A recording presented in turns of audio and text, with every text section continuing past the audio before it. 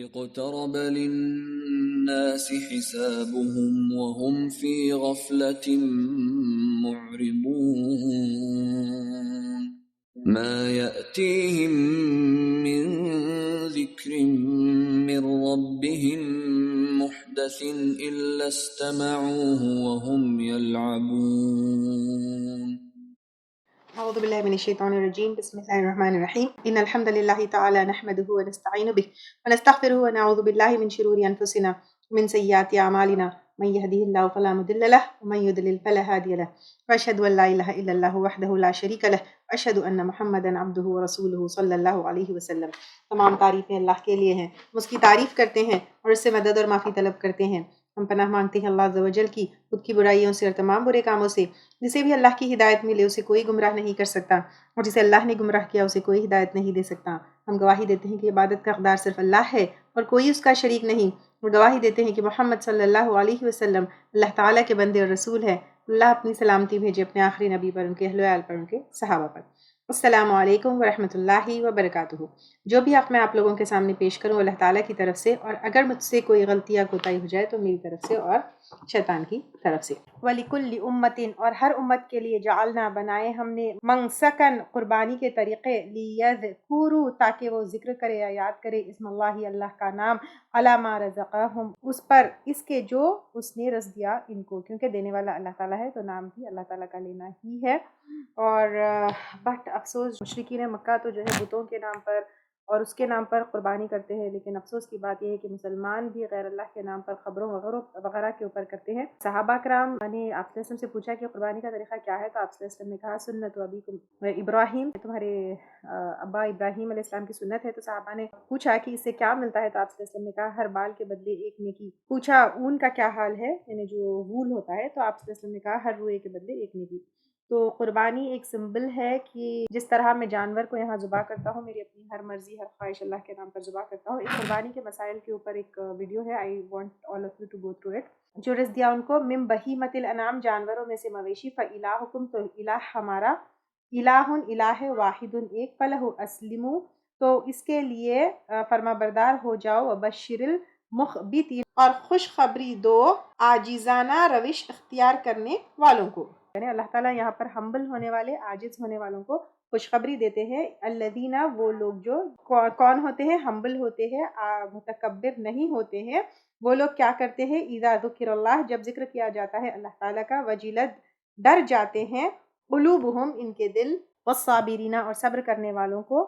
اور صبر تو ہمیں کرنا ہی کرنا ہے، جب دین میں داخل ہوتے ہیں تب کرنا ہے، دین بتاتے ہیں تو کرنا ہے، عبادات میں کرنا ہے، علی ما اصابہم اوپر اس کے جو پہنچی ان کو، یعنی کوئی مصیبت جب پہنچتی ہے تو صبر کرنے والے ہوتے ہیں، والمقیمی اور قائم کرنے والوں کو الصلاۃ نماز، اور نماز کیسے قائم کرنا ہے ہم اچھی طریقے سے جانتے ہیں۔ تو یہاں پر اللہ تعالیٰ ہمبل لوگ، عاجز لوگ کیسے ہوتے ہیں وہ بتا رہے ہیں۔ جب اللہ کا ذکر کیا جاتا ہے تو ان کے دل ڈر جاتے ہیں اللہ تعالیٰ کے ذکر سے، اور صبر کرنے والے ان کے لیے بھی خوشخبری ہے جب مصیبت پہنچتی ہے، اور صبر کرنے والے بھی ہوتے ہیں یہ ہمبل لوگ، اور ان کو جب کوئی مصیبت پہنچتی ہے، اور نماز قائم کرنے والے ہوتے ہیں۔ وَمِمَّا رَزَقْنَاهُمْ اور اس میں سے جو رزق دیا ہم نے ان کو، ينفقون وہ خرچ کرتے ہیں۔ وَالْبُدْنَ اور قربانی کے اونٹ، جعلناها بنایا ہم نے ان کو، لکم تمہارے لیے، من شعائر اللہ اللہ کی نشانیوں میں سے، یعنی جب وہ قربانی کے لیے لے جاتے ہیں، کیونکہ یہودیوں میں اونٹ کی قربانی جائز نہیں، اور مشرک جو ہے غیر اللہ کے نام پہ قربانی دیتے ہیں۔ اور اونٹ اللہ کی نشانیوں میں سے، کیونکہ اتنے بڑے بڑے ہیوج اونٹ بھی انسان کیا کرتا ہے،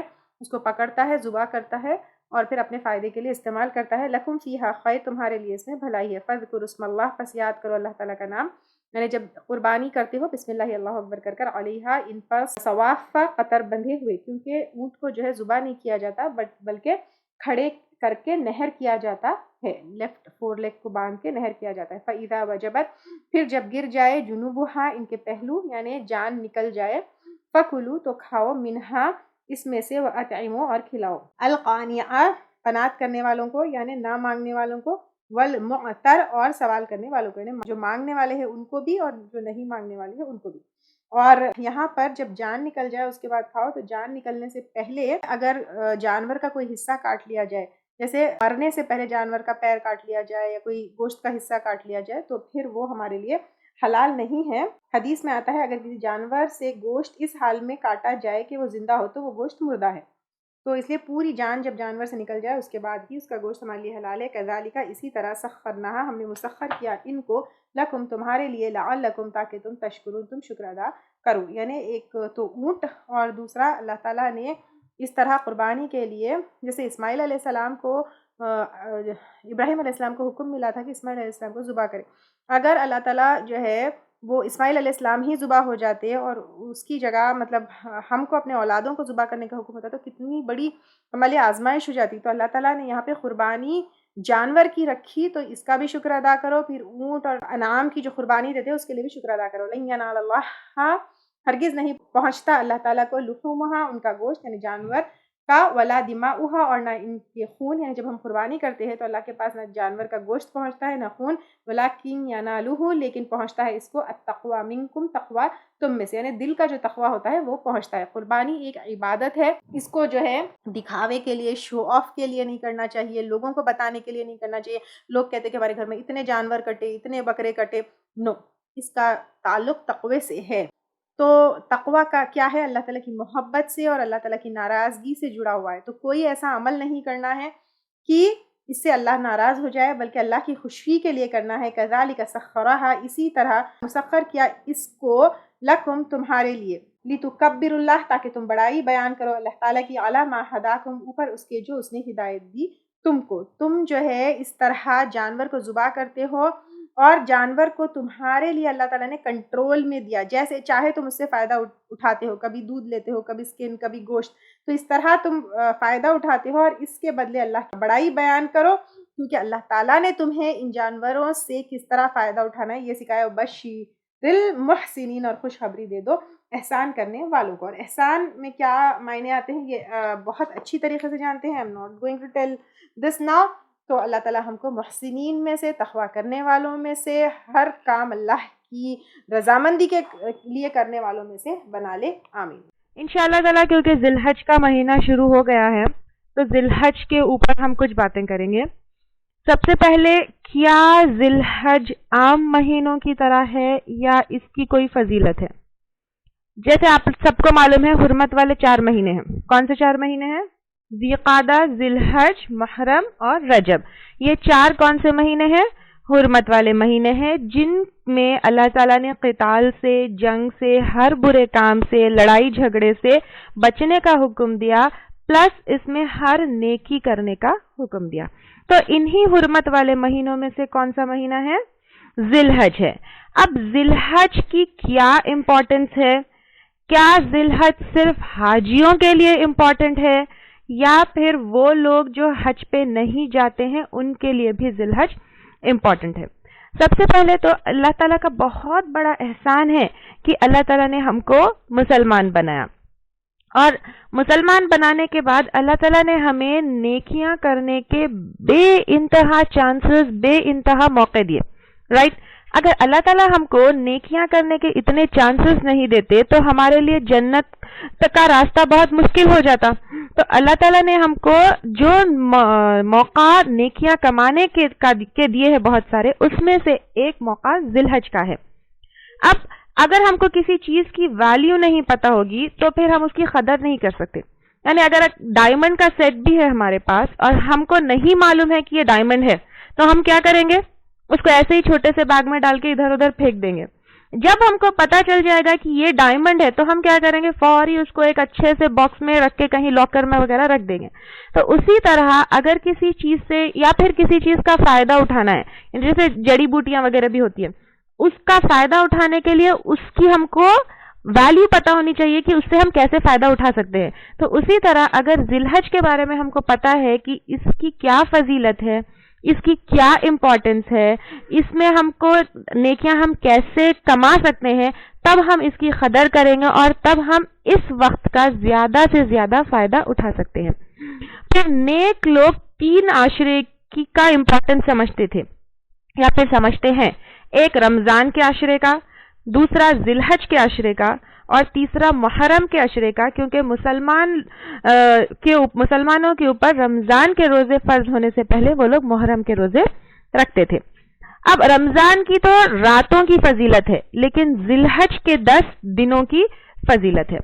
اور ذی الحج کے دنوں کی فضیلت ایسے بھی پتہ چلے گی جسے قرآن میں اللہ تعالیٰ نے کیا کیا، والفجر ولیال عشر، یعنی اللہ تعالیٰ نے ان 10 دنوں کی قسم کھائی ہے. یعنی کبھی کسی چیز کی قسم کب کھائی جاتی ہے؟ جب وہ چیز بہت زیادہ امپورٹنٹ ہو تبھی اس چیز کی قسم کھائی جاتی ہے. تو اللہ تعالیٰ نے ان 10 دنوں کی کیا کیا ہے، قسم کھائی ہے. تو اس سے پتہ چلتا ہے کہ یہ 10 دن بہت ہی زیادہ امپورٹنٹ ہے، بہت ہی زیادہ فضیلت والے ہیں. اور کسی بھی دن میں یعنی عام دنوں میں کوئی اچھا کام اللہ تعالیٰ کو ان دنوں کیے ہوئے اچھا، میں نے یہ 10 دن میں جو ہم اچھے اعمال کرتے ہیں وہ اللہ تعالیٰ کو عام دنوں میں کیے ہوئے اعمال سے زیادہ پسند آتے ہیں. تو جتنا ہو سکے تحلیل یعنی لا الہ الا اللہ پڑھنا چاہیے، تکبیر یعنی اللہ تعالیٰ کی بڑائی بیان کرنا چاہیے، اور تحمید یعنی اللہ تعالیٰ کا حمد اور شکر ادا کرنا چاہیے. حدیث ہے جس میں اللہ کے رسول صلی اللہ علیہ وسلم نے فرمایا، ما من ایامن، نہیں دنوں میں، العمل الصالح فیہا احب الی اللہ من ہذہ الایام العشر، یعنی کسی بھی دن میں اچھا کام اللہ تعالیٰ کو ان 10 دنوں میں جو کیے گئے عمل ہے اس سے زیادہ پیارا ہے. ان 10 دنوں کے اعمال جو ہے وہ اللہ تعالیٰ کو بہت زیادہ پیارے ہیں بنسبت عام دنوں کے نیک اعمال سے. تو صحابہ اکرام نے اللہ کے رسول صلی اللہ علیہ وسلم سے پوچھا، یا رسول اللہ ولل جہاد فی سبیل اللہ، یعنی یا رسول اللہ صلی اللہ علیہ وسلم جہاد فی سبیل اللہ بھی نہیں؟ تو اللہ کے رسول صلی اللہ علیہ وسلم نے فرمایا، ولل جہاد فی سبیل اللہ الا رجل خرج بنفسه وماله فلم يرجع من ذلك بشيء، یعنی اللہ کے رسول صلی اللہ علیہ وسلم نے بولا کہ ان دنوں کے نیک اعمال جہاد فی سبیل اللہ سے بھی زیادہ پسندیدہ ہے، انلیس کہ ایک آدمی اپنے گھر سے اپنی جان اور اپنے مال کے ساتھ نکلا اور دونوں کو مطلب بنا دونوں کے واپس آ گیا، یعنی دونوں بھی اس کے وہاں پہ چلے گئے، یعنی اگر اس کا مال بھی چلے گیا اس کی جان بھی چلے گی تو نیچرلی اس کا مقام زیادہ ہوگا. تو اگر کوئی جہاد پہ جاتا ہے اور اپنے مال اور اپنی جان یعنی واپس صحیح سلامت بھی تو آ سکتا ہے نا، تو اس سے زیادہ یعنی اس عمل سے زیادہ ان دنوں یعنی ذی الحج کے 10 دنوں میں کوئی بھی نیک اعمال کرنے کا ثواب یا اجر زیادہ ہے. تو جیسا کہ اب یہ حدیث میں آیا ہے کہ ان دنوں کے نیک اعمال اللہ تعالیٰ کو بہت زیادہ پسند ہے، تو ہمیں کیا کرنا چاہیے؟ ان دنوں کا فائدہ اٹھانا چاہیے اور اپنے جتنے نیک اعمال ہیں ان کو بڑھا لینا چاہیے اور انکریز کر لینا چاہیے. تو جیسے ابھی میں نے بتایا کہ یہ حرمت والے مہینوں میں سے ہے، رائٹ؟ تو اس میں لڑائی جھگڑا، کسی سے بھی بری بات کرنا، جھڑکنا یا چھوٹی چھوٹی بحثوں سے، ایسی ہر چیز سے پرہیز کرنا چاہیے جس سے ٹینشن ہو یا جس سے کسی کو برا لگے، کسی کو تکلیف ہو یا جھگڑا ہو یا رنجشیں ہو. تو ایسی ہر چیز سے ان دنوں میں کیا کرنا چاہیے؟ پرہیز کرنا چاہیے. اب ذی الحج امپورٹنٹ کیوں ہے؟ سب سے پہلے تو اس کا سب سے امپورٹنٹ دن کون سا ہے؟ یوم عرفہ یعنی 9 ذی الحج. الحج عرفہ، حج کیا ہے؟ عرفے والا دن ہے، اور عرفہ کا دن گناہوں کی مغفرت والا دن ہے، جہنم سے نجات والا دن ہے. یعنی یہ ایک دن ایسا ہے، اور الحمدللہ کتنے سال سے ہر دن یہ ہماری زندگیوں میں آ رہا ہے. یہ ایک دن ایسا ہے جس دن ہم اپنے آپ کو جہنم سے آزاد کر سکتے ہیں. صحیح مسلم کی حدیث ہے، عائشہ رضی اللہ تعالی عنہا اس کی راوی ہے، عرفے کے علاوہ کوئی دن ایسا نہیں جس میں اللہ تعالیٰ کثرت سے بندوں کو آگ سے آزاد کرتے ہیں. یعنی اس دن اللہ تعالیٰ ان کے اوپر جنت لکھ دیتے ہیں یا پھر ان کے گناہوں کو معاف کر دیتے ہیں، ان کو جہنم سے آزاد کر دیتے ہیں. اس روز اللہ بہت قریب ہوتا ہے اور فرشتوں کے سامنے ان کی وجہ سے فخر کرتا ہے. فرشتوں سے پوچھتا ہے یہ لوگ مجھ سے کیا چاہتے ہیں؟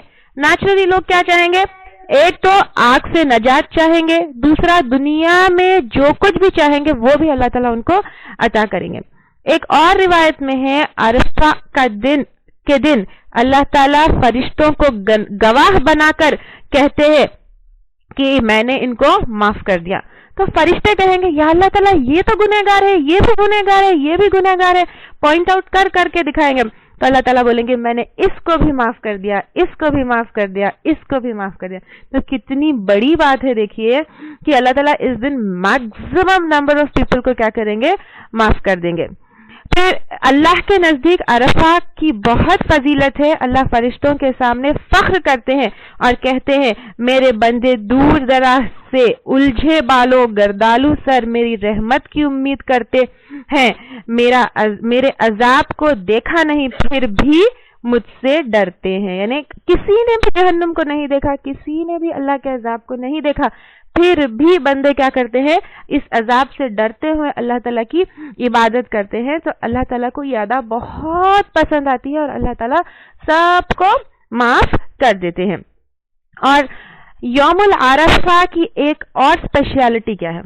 ایک اور اسپیشلٹی اس کی یہ ہے کہ اس دین مکمل ہوا.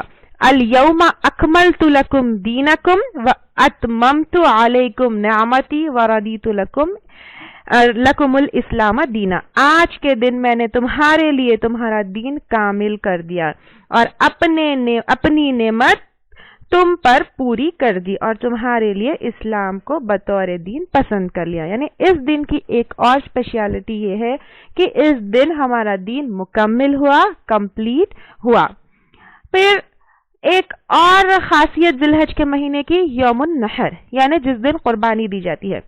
افضل الایام عند اللہ یوم النحر، یعنی اللہ کے رسول صلی اللہ علیہ وسلم نے کہا کہ بارگاہ الہی میں سب سے فضیلت والا دن کیا ہے؟ یوم النحر و یوم القرہ، اور یوم القرہ یعنی جس دن حجاج مینا میں ٹھہرتے ہیں. تو یہ دن اللہ کے نزدیک بہت ہی کیا ہے، فضیلت والے ہیں.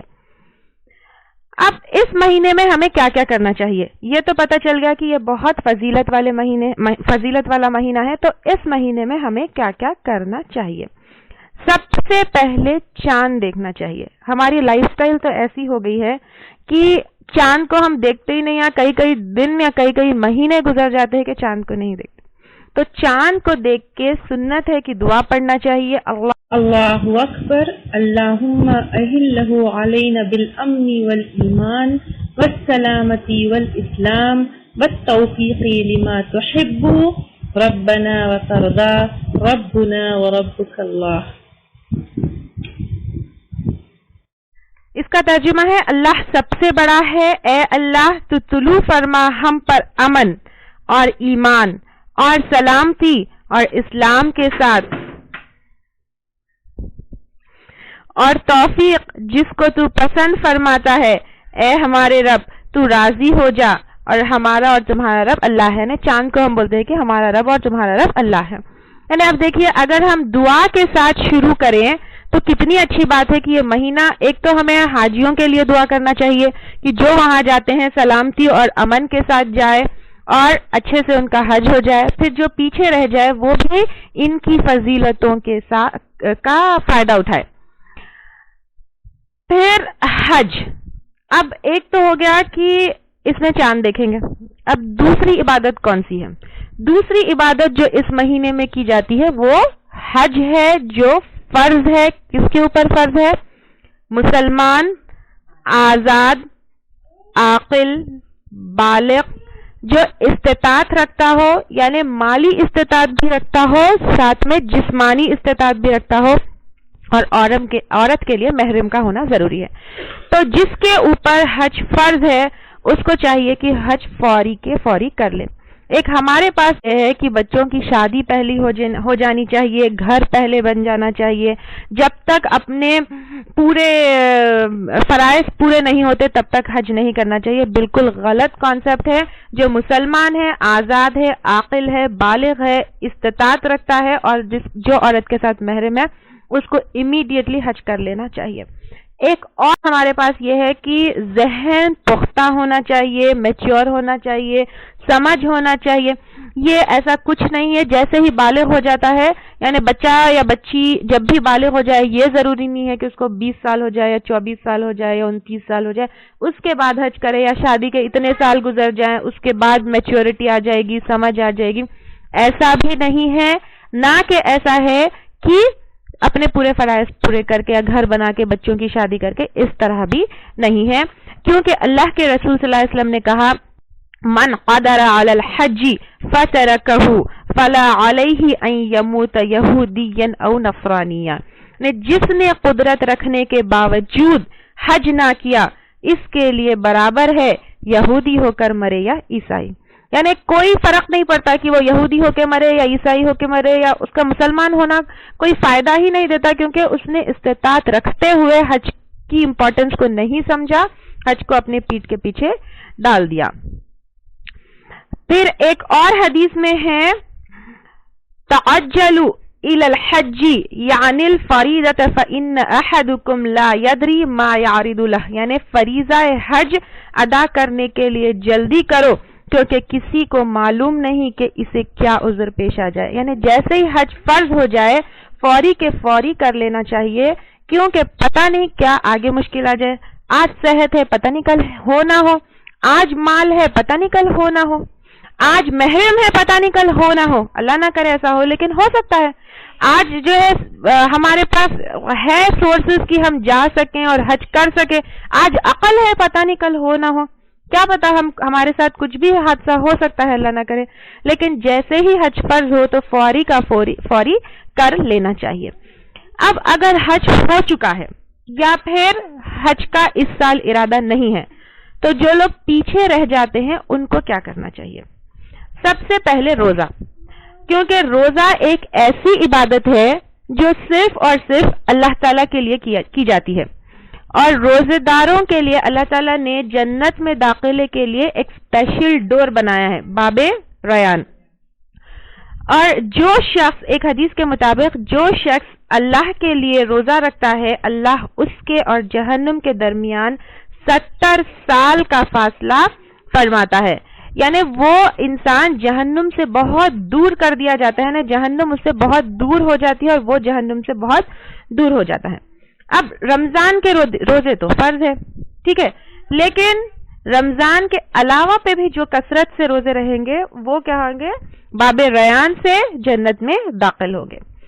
اب 9 ذی الحج کا روزہ یعنی یوم العرفہ کا روزہ سب سے زیادہ افضلیت والا یا سب سے زیادہ امپورٹنٹ ہے، کیونکہ اللہ تعالیٰ نے فرمایا یغفر السنۃ الماضیہ والباقیہ، یعنی دور کرتا ہے اللہ تعالیٰ پچھلے اور آنے والے سال کے گناہ کو. یعنی جو 9 ذی الحج کے دن روزہ رہتا ہے اللہ تعالیٰ اس کے آگے آنے والے سال اور پچھلے جو چلے گئے سال یعنی 2 سال کے اس کے گناہ معاف ہو جاتے ہیں. اور ابو داؤد کی ایک اور حدیث ہے جس میں بتایا گیا ہے کہ اللہ کے رسول صلی اللہ علیہ وسلم 9 ذی الحج کا، یوم عاشورہ کا یعنی 10 محرم کا، اور ہر مہینے 13، 14، 15 کے روزے رہتے تھے. لیکن حاجی یہ روزے نہیں رہیں گے کیونکہ ان کو اسٹیمنا چاہیے، ان کو اسٹرینتھ چاہیے حج کے لیے، تو یہ روزے نہیں رہیں گے. اور جیسے کہ میں نے بتایا کہ ہر عبادت کو کثرت سے کرنا چاہیے، تو ذی الحج کے 1 سے لے کر 9 تک روزے رہنے میں بھی بہت فضیلت ہے. اور اسپیشلی عورتیں یہ کر سکتی ہیں کیونکہ رمضان کو گزرے کچھ ہی دن ہوئے ہیں، جو رمضان کے روزے چھوٹ گئے ان کی اگر قضا ان دنوں میں کر لیں تو بنسبت سادے دنوں میں کرنے کے ان دنوں میں کرنے کا زیادہ ثواب ہے. اگر وہ ہو چکے تو ان دنوں میں بھی روزے رہنے کا بہت زیادہ اجر و ثواب ہے، کیونکہ ان دنوں میں کی ہوئی عبادت اللہ تعالیٰ کے نزدیک بہت پسندیدہ ہے. اب روزہ تو ہو گیا، ٹھیک ہے، یا تو آپ قضا رہ لیں گے تو اس میں بہت زیادہ فضیلت ہے، اگر قضا ہو چکے تو پھر دوبارہ رہ لیجئے گا. دوسری ایک اور اہم عبادت ان دنوں میں دعا ہے، یعنی خیر الدعاء یوم العرفہ، یعنی بہترین دعا یوم العرفہ کی دعا ہے. تو ان دنوں صرف یوم العرفہ کے دن تو کثرت سے دعا کرنا چاہیے، حاجیوں کے ساتھ ہم کو بھی اس دن روزہ رہ کے دعاؤں کے ساتھ دعاؤں میں شامل ہونا چاہیے، پلس پورے 9 دن کیا کرنا چاہیے؟ دعاؤں کی کثرت کرنا چاہیے. پھر دعا بھی ہو گیا، روزے بھی ہو گئے، نیکسٹ نوافل کا اہتمام کرنا چاہیے کیونکہ اس کی بھی کیا ہے؟ بہت فضیلت ہے، یہ بھی نیکی کرنے کا ایک ذریعہ ہے. تہجد میں کثرت کی جا سکتی ہے، کیونکہ سب سے پہلے قیامت کے دن اگر کسی چیز کا سوال ہوگا تو وہ کس چیز کا سوال ہوگا؟ نماز کا سوال ہوگا. اور کفر اور اسلام کے بیچ میں کون سا فرق ہے؟ نماز کا ہی فرق ہے. تو اسی طرح نوافل جو نمازیں ہوتی ہیں وہ کیا کرتی ہیں؟ جو ہم سے کوتاہیاں ہو گئی ان کو کمپنسیٹ کرتی ہیں. تو جتنی ہو سکے تہجد میں کثرت کرنا چاہیے، یا پھر صلاۃ الضحیٰ یعنی چاشت کی نماز پڑھنا چاہیے. تو اس طرح نوافل میں بھی کثرت کرنا چاہیے، نفل نمازیں بھی زیادہ پڑھنا چاہیے. پھر ذکر، جیسے اللہ تعالیٰ نے فرمایا وَيَذْكُرُ اسْمَ اللَّهِ فِي أَيَّامٍ مَّعْلُومَاتٍ، یعنی ان 10 دنوں میں اللہ تعالیٰ کا بہت زیادہ ذکر کرنے کو اللہ تعالیٰ نے کہا ہے. سورہ بقرہ میں بھی ہم پڑھ چکے فَاذْكُرُونِي أَذْكُرْكُمْ وَاشْكُرُوا لِي وَلَا تَكْفُرُونَ، تم مجھے یاد کرو میں تمہیں یاد کروں گا. اب یہ کیا ہے؟ جہنم سے نجات کا مہینہ ہے. تو اگر ہم اللہ کو یاد کریں گے، ہم ذکر کریں گے، تو اللہ تعالیٰ بھی ہمیں انشاءاللہ یاد رکھیں گے. یعنی اللہ تعالیٰ یاد رکھیں گے کہ اس کا مطلب یہ نہیں ہے کہ اللہ تعالیٰ بھولتے ہیں، اس کا مطلب یہ ہے کہ اللہ تعالیٰ اگنور نہیں کریں گے. پھر تم میرا شکر کرو اور میں میری ناشکری نہ کرو. سورہ احزاب میں بھی آیا ہے یا ایھا الذین آمنوا اذکروا اللہ ذکرا کثیرا وسبحوا بکرۃ واصیلا، یعنی ہمیں اللہ کا ذکر اتنا کرنا چاہیے کہ صبح اور شام کرنا چاہیے. اور ایک حدیث میں آتا ہے کہ اللہ کا ذکر اتنا کرو کہ لوگ تمہیں مجنون کہیں، یعنی اتنے دیوانے ہو جانا چاہیے. ہم کسی کا کریز جب ہو جاتا ہے ہم کو، یعنی کسی چیز کا، کبھی کوکنگ کا کریز ہو جاتا ہے تو کیا کرتے ہیں؟ صبح شام کوکنگ، نئی ڈشز بنا رہے ہیں. یا کبھی آرٹس اینڈ کرافٹ کا کریز ہو جاتا ہے. تو اس طرح ہمیں ذکر کا کریز ہونا چاہیے کہ لوگ بولنے لگے کہ یہ تو مجنون ہو گیا ہے. پھر ایک اور حدیث میں ہے کہ جو رب کو یاد کرتا ہے اس کی مثال زندے کی سی ہے، اور جو یاد نہیں کرتا اس کی مثال کیا ہے؟ مردے کی جیسی ہے. پھر جیسے ابھی میں نے بتایا تھا الحج اشہر معلومات وَيَذْكُرُ اسْمَ اللَّهِ فِي أَيَّامٍ معلومات، یعنی اللہ تعالیٰ کا اس میں بہت زیادہ ذکر کرنا چاہیے. اور اللہ کا ذکر الگ الگ طریقے سے، سبحان اللہ، الحمدللہ، الگ الگ ہر طریقے سے کیا جا سکتا ہے. اور ذکر کا مطلب کیا ہے؟ ذکر کا مطلب ہے ذہن کے اوپر طاری رہنا.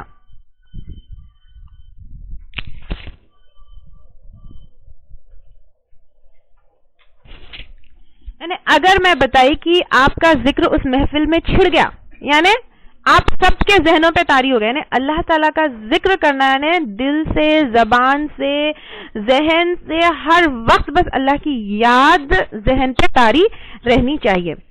پھر نیکسٹ چیز ان جو 10 دنوں میں کرنا ہے وہ تکبیرات پڑھنا ہے. اللہ تعالیٰ نے صحابہ اکرام کو بھی تکبیرات پڑھنے کی ہدایت دی. اور ابن عمر رضی اللہ تعالیٰ عنہ اور ابو ہریرہ رضی اللہ تعالیٰ عنہ تو مارکیٹ میں جا کر زور زور سے تکبیرات پڑھتے اور لوگوں کو بھی یاد دلاتے کہ تکبیرات پڑھنا چاہیے.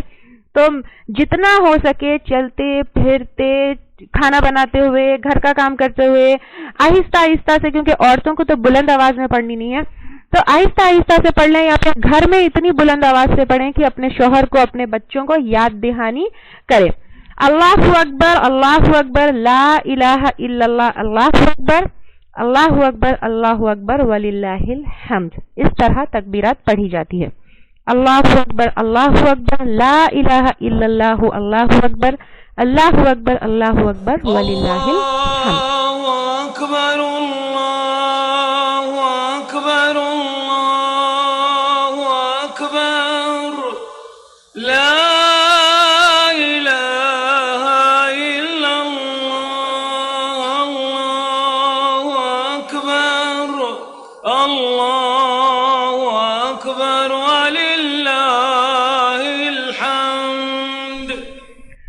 ایک اور نیکی جو اس مہینے میں کی جا سکتی ہے وہ صدقات اور خیرات.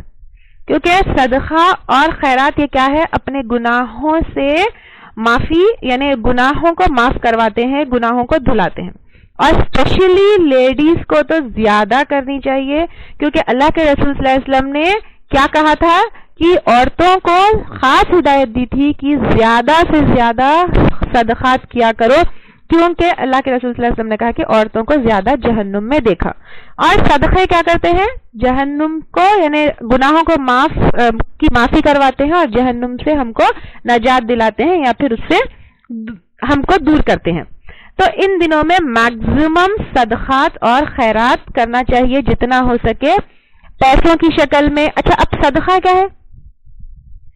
آپ وہ پیسے کی شکل میں بھی ہو سکتا ہے یا پھر اچھی بات ہو سکتی ہے یا پھر ایک مسکراہٹ ہو سکتی ہے یا پھر کوئی بھی اچھا کام آپ کسی کے ساتھ بھی کوئی اچھائی کرے وہ بھی ہو سکتی ہے. ایک حدیث کے مطابق صدقہ مال کو کم نہیں کرتا اور ایک کھجور ہو سکتا ہے, ایک بات ہو سکتی ہے, کوئی علم کی کوئی چیز آپ نے کوئی سیکھا ہو تو وہ جا کر آپ کسی کو بتا سکتے ہیں, یا پھر جیسے کہ ہر کر سکتے ہیں کہ ہم اپنی کبرڈ کلین کر کے پرانے کپڑے جو ہے وہ غریبوں میں بانٹ سکتے ہیں, یا پھر خود کے پاس کچھ پیسہ رکھا ہوا ہو یا گھر کا کچھ سامان ہے جیسے ٹیپ ریکارڈرز ہے یا پھر آئرنز ہے یا پھر اس طرح کی گرائنڈرز ہے, جو بھی ایک طرح سے ہماری کلیننگ کر کے ہم غریبوں کو دے سکتے. اس نیت سے گھر کی کلیننگ کی نیت نہیں رکھنا چاہیے, اس نیت سے کہ اللہ تعالیٰ کی رضامندی حاصل کر لے.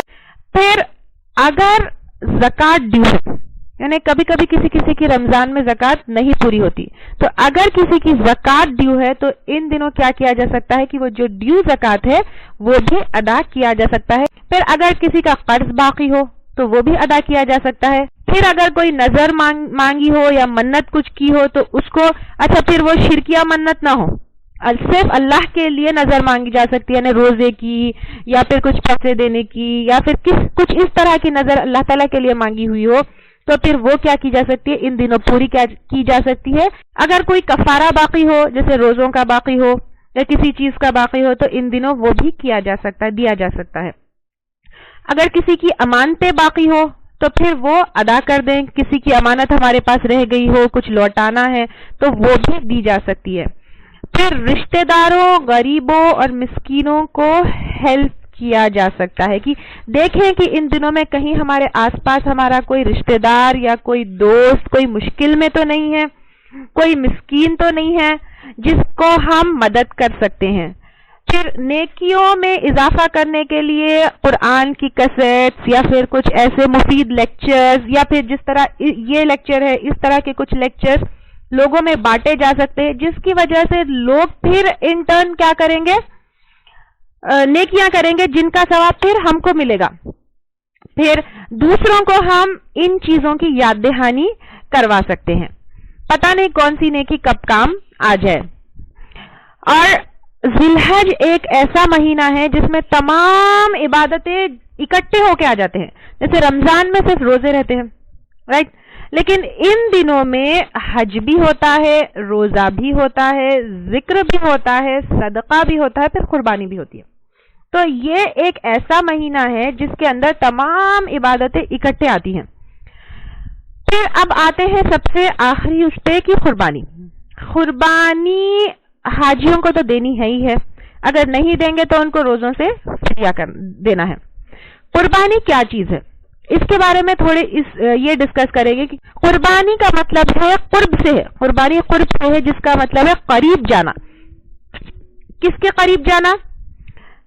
جس کے ذریعے ہم اللہ تعالیٰ کی قربت حاصل کرتے ہیں, یعنی جس کے ذریعے ہم اللہ تعالیٰ کے قریب جاتے ہیں. یوم النحر جس دن اونٹ, گائے, بکری یا دمبا کسی کی بھی قربانی دی جا سکتی ہے. اب یہ قربانی کا طریقہ کب سے شروع ہوا؟ یہ بہت پہلے کی امتیں بھی دیتی تھی قربانی, جیسے حابیل اور قابیل نے بھی اللہ تعالیٰ کے نام پہ قربانی دی تھی. اور اللہ کے رسول صلی اللہ علیہ وسلم کو بھی اللہ تعالیٰ نے حکم دیا فصلی لربک وانحر, بے شک میری نماز, میری قربانی صرف اور صرف کس کے لیے ہونا چاہیے؟ اللہ تعالیٰ کے لیے ہونا چاہیے. اللہ کے سوائے کسی کے بھی نام پہ قربانی نہیں دی جا سکتی ہے. لیکن ہماری قربانی کا طریقہ کیا ہے, یعنی ہم کس کو فالو کر کے قربانی دیتے ہیں؟ جیسے اللہ کے رسول صلی اللہ علیہ وسلم نے فرمایا سنت ابیکم ابراہیم, یہ ابراہیم علیہ السلام کی سنت ہے, تو ہم ان کی سنت کو فالو کرتے ہیں. جیسے سورہ صافات آیت نمبر 100 to آیت نمبر 111 میں آتا ہے اس کا ذکر. من الصالحین فبشرناه بغلام حليم فلما بلغ معه السعي قال يا بني إني أرى في المنام أني أذبحك فانظر ماذا ترى قال يا أبت افعل ما تؤمر ستجدني إن شاء الله من الصابرين فلما أسلما وتله للجبين وناديناه أن يا إبراهيم قد صدقت الرؤيا إنا كذلك نجزي المحسنين إن هذا لهو البلاء المبين وفديناه بذبح عظيم وتركنا عليه في الآخرين سلام على إبراهيم كذلك نجزي المحسنين إنه من عبادنا المؤمنين. ترجمہ یہ ہے کہ ابراہیم علیہ السلام اللہ تعالیٰ سے دعا کرتے ہیں کہ اے میرے رب مجھے صالح بیٹا عطا کر. تو ہم نے اس کو ایک بردبار بیٹے کی خوشخبری دی. پھر جب اس عمر کو پہنچا کہ اس کے ساتھ چلے پھرے یعنی جوانی کے قریب پہنچا تو انہوں نے کہا ابراہیم علیہ السلام میرے پیارے بیٹے میں خواب میں اپنے آپ کو تمہاری قربانی کرتے ہوئے دیکھ رہا ہوں. اب تم بتاؤ کہ تمہارا کیا خیال ہے؟ بیٹے نے جواب دیا کہ اے ابا جو حکم دیا جا رہا ہے اس کی پیروی کیجیے. اللہ نے چاہا تو آپ مجھے صبر کرنے والوں میں سے پائیں گے. دیکھیں کتنے فرمانبردار بیٹے ہیں کہ کہہ رہے ہیں کہ مجھے ذبح کرنے کا حکم ہے تو کر دیجئے، انشاءاللہ تعالی آپ مجھے صبر کرنے والوں میں سے پاؤ گے. اور جب دونوں نے قبول کر لیا اور انہوں نے یعنی ابراہیم علیہ السلام نے اس کو یعنی اسماعیل علیہ السلام کو پیشانی کے بل گرا دیا تو ہم نے آواز دی کہ اے ابراہیم بے شک تم نے خواب کو سچا کر دکھایا، بے شک ہم بھلائی کرنے والوں کو اسی طرح بدلہ دیتے ہیں. حقیقت میں یہ کھلی آزمائش تھی اور ہم نے ایک بڑا ذبیحہ یعنی ایک بڑا مینڈا اس کے فدیے میں دیا اور ہم نے اس کا ذکر پچھلوں میں باقی رکھا. ابراہیم پر سلام ہو، ہم نیک کام کرنے والوں کو اسی طرح بدلہ دیتے ہیں، یقیناً وہ ہمارے ایماندار بندوں میں سے تھے. یعنی جب ابراہیم علیہ السلام کو حکم ہوا کہ اپنے بیٹے کو ذبح کرے تو انہوں نے کیا کیا؟ فوری اس حکم کے اوپر کام کرنا شروع کر دیا. اور جب قربانی کے کیا ہے یہ ابراہیم علیہ السلام کی سنت ہے تو قربانی یہ اس چیز کا وہ ہے کہ جس طرح ہم اپنی جان یعنی اب جس طرح اپنا جانور ہم ذبح اللہ تعالیٰ کے لیے کر رہے ہیں اس طرح اگر موقع پڑے تو کیا ہے کہ اپنی جان بھی اگر دینی پڑے تو ہم کیا کریں؟ اللہ تعالیٰ کے لیے اپنی جان بھی دے دیں. اور اگر اللہ تعالیٰ کی یہ بہت بڑی رحمت ہے کہ اللہ تعالیٰ نے ہماری ابراہیم علیہ السلام کی سنت کے طور پر اپنی اولاد کی قربانی کرنے کے لیے نہیں کہا، بلکہ یہ بہت بڑی رحمت ہے اللہ تعالیٰ کی کہ اللہ تعالیٰ نے اسماعیل علیہ السلام کو ایک دمبے سے ریپلیس کر دیا جس کی سنت ہم فالو کرتے ہیں. اگر اللہ تعالیٰ ہم کو اپنے بچوں کی قربانی دینے کے لیے کہتے تو کتنا کیا ہم کر سکتے تھے؟ بالکل بھی نہیں کر سکتے تھے. یہ اللہ تعالیٰ کی بہت یہ اس چیز کا سمبل ہے کہ جس طرح بکرا اللہ تعالیٰ کے لیے یا پھر جس طرح جانور اللہ تعالیٰ کے لیے حاضر ہے اس طرح ہماری جانیں بھی اللہ تعالیٰ کے لیے حاضر ہے. پھر قربانی کے فائدے کیا کیا ہے؟ ایک تو یہ کہ زمین میں جس طرح کوڑ اور گندگی سے کیا ہوتا ہے زمین فرٹائل ہوتی ہے تو ان ٹرن جو ہے کھیتی ہریالی یا پھر کھانے کی جو چیزیں اگتے ہیں اس کے لیے بھی فرٹیلٹی زمین کی بڑھتی ہے. پھر دوسرا گوشت سے غذا ملتی ہے. عام دنوں میں لوگ اتنا گوشت نہیں کھاتے, غریب یعنی جن کو نہیں بھی ملتا وہ ان کو بھی موقع مل جاتا ہے کہ ان دنوں وہ لوگ اچھی غذا کھائے, گوشت وغیرہ کھائے. پھر کھال سے بزنس بڑھتا ہے. پھر دوسرا ریلیشن شپ بھی, یعنی لین دین سے, جس طرح ہم گوشت لینے دیکھیں آپ عید کے موقع پہ کتنا اچھا منظر ہوتا ہے کہ ہم ان کو پہنچانے جا رہے ہیں, وہ ہم کو پہنچانے آ رہے ہیں, اس طرح ریلیشنز بھی اچھے ہوتے ہیں. اب قربانی کس کے اوپر واجب ہے؟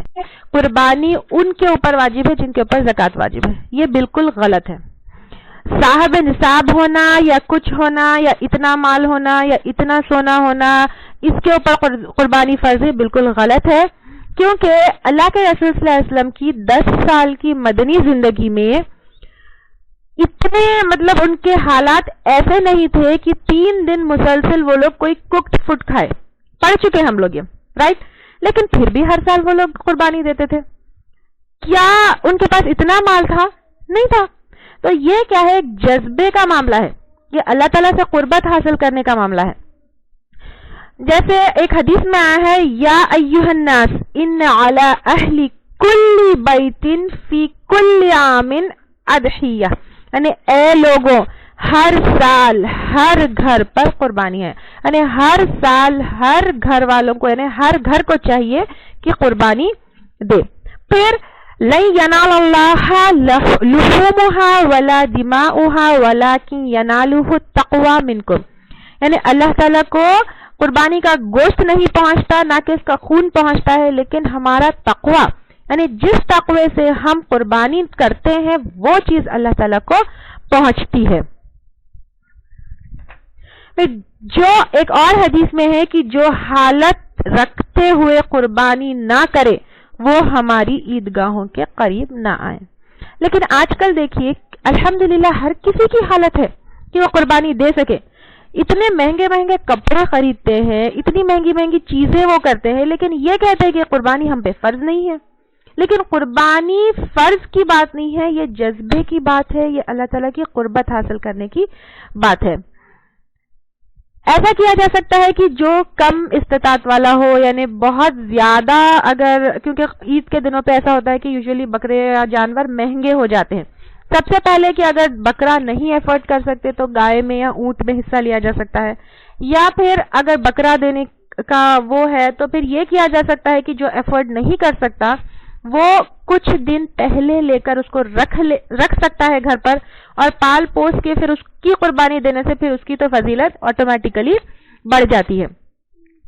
تو قربانی پھر اس سے یہ ثابت ہوتا ہے کہ قربانی کیا ہے, کسی پرٹیکولر اماؤنٹ یا اتنا سونا یا اتنا وہ ہے, یا پھر جس کے اوپر زکوٰۃ فرض ہے اس کے اوپر نہیں. قربانی ہر کسی کو دینا چاہیے.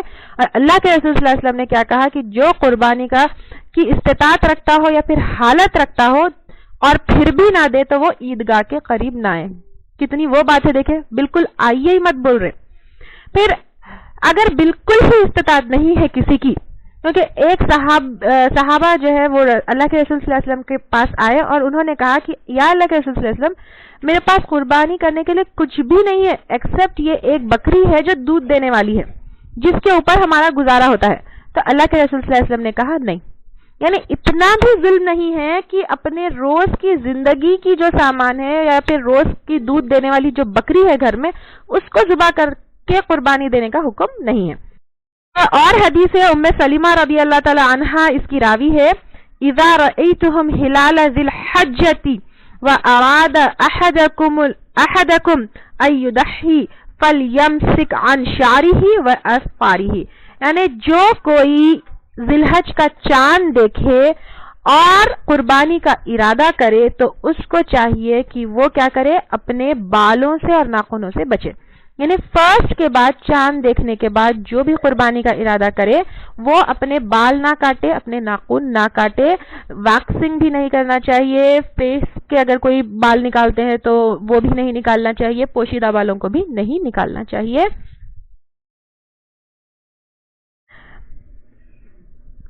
اچھا, اگر کوئی کاٹ لے, یعنی اگر کوئی ان دنوں ناخن کاٹ لے, بال کاٹ لے تو پھر کیا ہے؟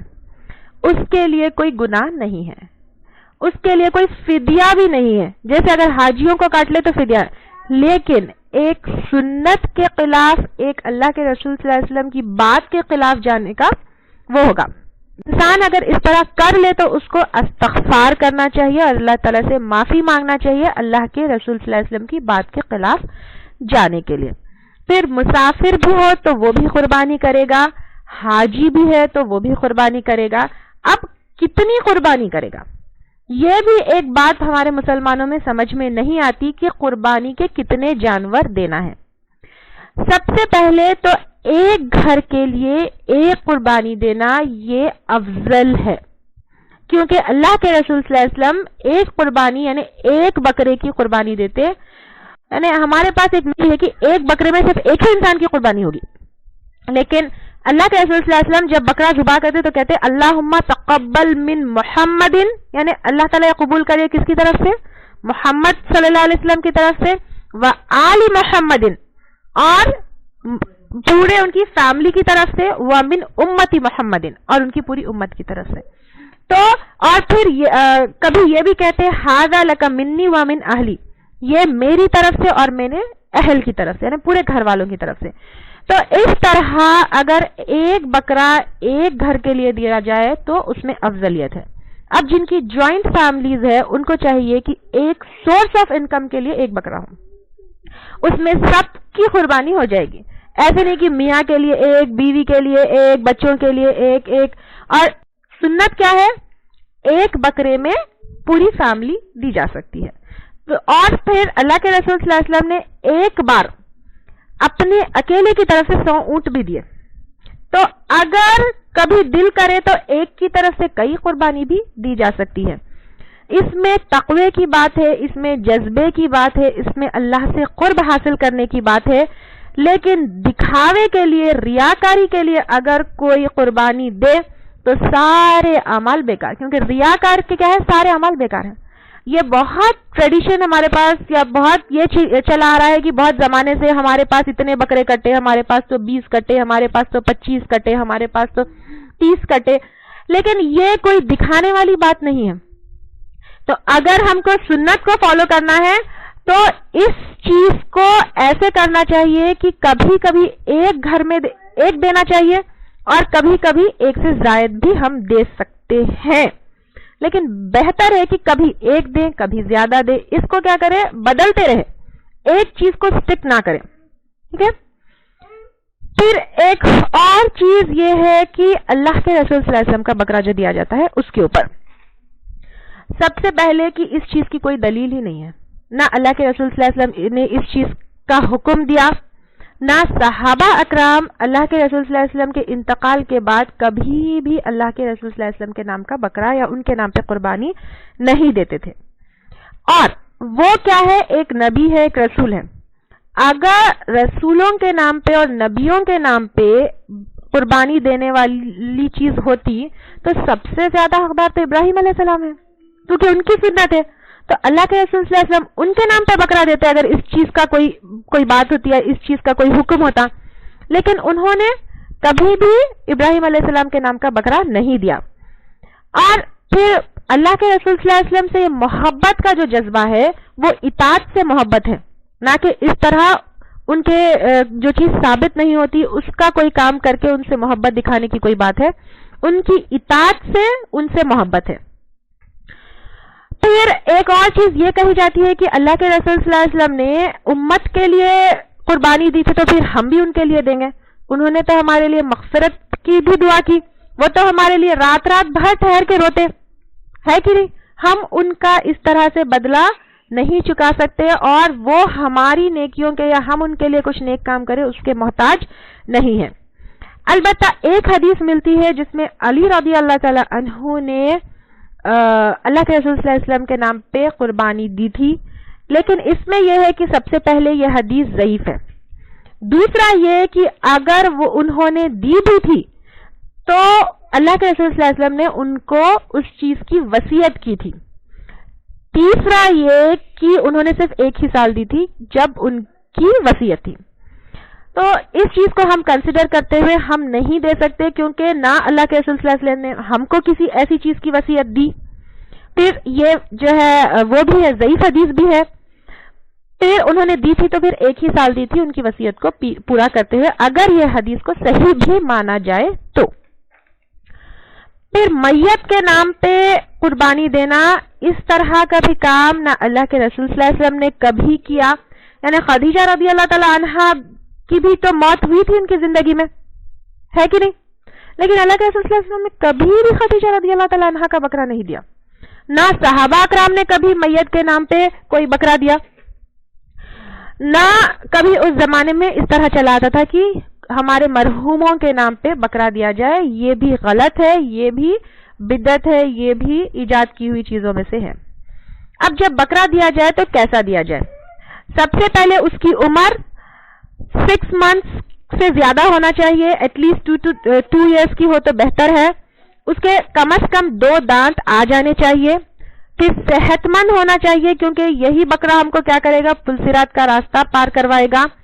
کانا نہیں ہونا چاہیے، اتنا کانا کہ صاف طور سے پتہ چلے، بیمار نہیں ہونا چاہیے کہ صاف طور سے اس کی بیماری پتہ چل رہی ہو، لنگڑا نہیں ہونا چاہیے کہ صاف طور سے اس کا لنگڑا پن نظر آ رہا ہو، بوڑھا نہیں ہونا چاہیے جس کی ہڈیوں میں گد نہ ہو، جس کے آگے سے کان لٹکے ہو یا کٹے ہو، یا پیچھے سے کان کٹے ہو یا لمبائی سے کان کٹے، کسی بھی طرح سے کان کٹے نہیں ہونا چاہیے، اور ان عیبوں سے اور باقی سب عیبوں سے پاک ہونا چاہیے۔ پھر قربانی کب دینی چاہیے؟ عید کی نماز کے بعد قربانی دینا چاہیے، کیونکہ وَمَنْ ذَبَحَ قَبْلُ فَإِنَّمَا هُوَ لَحْمٌ قَدَّمَهُ لِلْأَهْلِهِ لَيْسَ مِنَ النُّسُكِ فِي شَيْءٍ، یعنی جس نے عید کی نماز سے پہلے قربانی دے دی وہ گوشت ہے جو اس کے گھر والوں کو پہنچا، نہ کہ اس کی قربانی ہوئی۔ عید کی نماز سے پہلے اگر بکرا دے دیا گیا تو وہ قربانی نہیں ہوگی۔ اب قربانی کا بکرا کون ذبح کرے گا؟ خود اگر ذبح کریں گے تو اس میں افضلیت ہے۔ ایسا کچھ نہیں ہے کہ عورت قربانی نہیں کر سکتی ہے، عورت ذبح نہیں کر سکتی، عورت بالکل ذبح کر سکتی ہے اگر ہمت رکھتی ہو۔ ہمت نہیں رکھتی تو کمپلشن نہیں ہے، لیکن صحابہ اکرام اپنی بیٹیوں کو کھڑا کر کے ان کے ہاتھ سے ذبح بھی کرواتے۔ اگر خود کی خواہش ہو یا خود میں اتنی ہمت ہو تو عورت بھی بکرا یا جانور ذبح کر سکتی ہے، اس میں کوئی حرج نہیں۔ اب ذبح کیسے ہوگا؟ بہت ہی احسن طریقے سے ہوگا۔ یقیناً اللہ تعالیٰ نے ہر چیز پر احسان کرنا فرض ٹھہرایا ہے، لہٰذا جب ذبح کریں گے تو اچھی طرح سے ذبح کریں گے، یعنی تیز چھری سے کریں گے تاکہ جانور کو تکلیف نہ ہو۔ پھر جانور کے سامنے تیز نہیں کریں گے، ایک کے سامنے دوسرے کو ذبح نہیں کریں گے، اور جانور کو گھسیٹتے ہوئے اس کے ساتھ بدتمیزی سے یا اس کے اوپر ظلم سے نہیں پیش آئیں گے، اس کو بسم اللہ اللہ اکبر کہہ کے ذبح کریں گے، اور جس کی طرف سے قربانی ہو رہی ہو اس کا نام بھی لیں گے۔ قربانی اونٹ میں بھی دی جا سکتی ہے، گائے میں بھی دی جا سکتی ہے، کبھی کبھی ازواج مطہرات کا اللہ کے رسول صلی اللہ علیہ وسلم گائے میں بھی حصہ دیتے تھے۔ گائے میں 7 حصے ہوں گے، اونٹ میں اختلاف ہے کہ 7 سے 10 حصے ہوں گے، ڈیپینڈنگ آن دی کاسٹ کتنا ہوگا اونٹ کا، اس پہ ڈیپینڈ کرتا ہے۔ پھر قربانی کے گوشت کو بانٹنے میں بھی بہت لوگ ایک کنفیوژن سی ہو جاتی ہے کہ 3 حصوں میں بانٹنے میں افضلیت ہے، جیسے سورہ حج میں آیا ہے کہ اس میں سے کھاؤ بھی، بانٹو بھی اور فقراء کو بھی دو۔ تو اگر 3 حصوں میں بانٹیں گے تو اس میں افضلیت ہے، اور پھر لوگ کیا کرتے ہیں، بالکل تول کے 3 حصے کرتے ہیں، کلیجی کے بھی 3 حصے کر دیتے ہیں، اور اندر کے سارے آرگنز کے 3 حصے۔ اس طرح کچھ بھی نہیں ہے، 3 حصے اپروکسیمیٹلی بانٹنا ہے، اور اس میں افضلیت ہے، اس میں کمپلشن نہیں ہے۔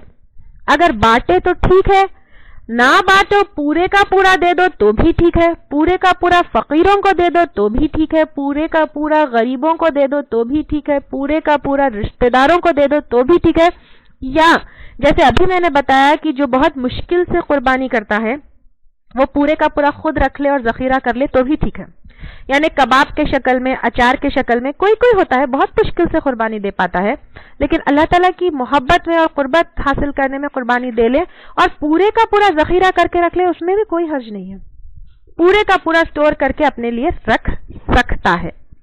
لیکن بیچ کے مال نہیں کھا سکتا. گوشت کھا سکتا ہے لیکن گوشت بیچ نہیں سکتا. پھر کھال، قربانی کی کھال اگر گھر پہ کوئی یوز کرنا چاہے تو یوز کر سکتا ہے. قربانی کی کھال بھی بیچ کے پیسے نہیں لیے جا سکتے، نہ کہ قربانی کے مال قربانی کی کھال قصاب کو مزدوری کے طور پہ بھی نہیں دیا جا سکتا.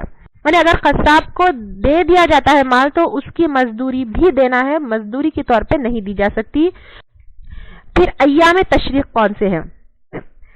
ایک عید کا دن پلس اس کے بعد کے 3 دن یعنی 4 دن قربانی کی جا سکتی ہے. ٹل سن سیٹ یعنی چوتھے دن کے سن سیٹ تک کی جا سکتی ہے. پھر عید. عید کیا ہے؟ عید اللہ تعالیٰ کی بہت بڑی نعمت ہے، اور اکثر عورتیں کہتے ہیں عید تو بڑی بورنگ گزری بھائی، عید تو بالکل اچھی رہی تھی. بالکل ہی اللہ تعالیٰ کی ناشکری ہے عید کو بورنگ کہنا. عید اللہ تعالیٰ کا شکریہ ادا کرنا چاہیے. عید کے دن روزہ بھی حرام ہے. اللہ کے رسول صلی اللہ علیہ وسلم اس عید کو بقرعید کو بنا کھانا کھائے جاتے، غسل کر کے جاتے، سنت ہے. اچھا لباس پہن کے جاتے، یہ تو ہم الحمدللہ پہن ہی لیتے ہیں کیونکہ اللہ کے رسول صلی اللہ علیہ وسلم عید کے دن اور جمعہ کے دن سرخ چادر اوڑھتے.